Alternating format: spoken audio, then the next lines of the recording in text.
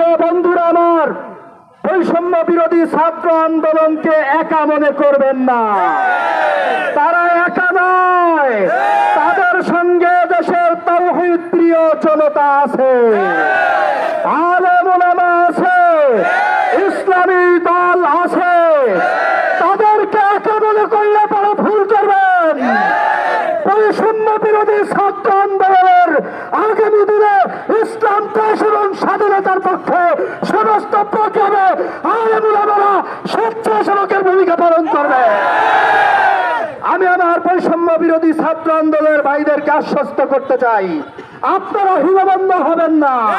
আপনারা আগামী দিনে এ দেশ বিনির্মাণে আপনাদের সাথে আলেমদের পাবেন ইনশাআল্লাহ। প্রিয় বন্ধুগণ, গতকাল এসপি অফিসে যেটা বলেছি আজ আবারও বলতে চাই, ইসকনের প্যাচধারী ফরিদপুরে কেউ থাকতে পারবে না।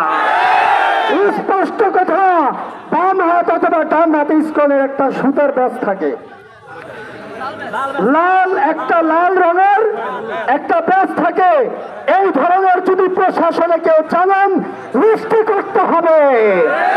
তালিকা ধরে ধরে তাদেরকে ফরিদপুর নয় বাংলাদেশ থেকে বিতাড়িত করা হবে।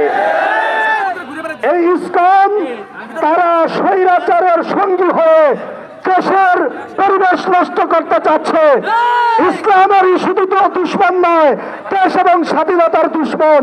আমি আলেম সমাজের পক্ষ থেকে অ্যাডভোকেট সাইফুল ইসলাম আলিফের হত্যার নিন্দা জানাই এবং হত্যাকারী এবং তার মদতদাতা যে চিন্ময়কে প্রকাশ্যে স্বাধীন দেশে মতিঝিল শাপলা চত্বরে ফাঁসির কাস্টে ঝুলাতে হবে, প্রকাশ্যে ফাঁসি দিতে হবে এবং ইসকন মন্দির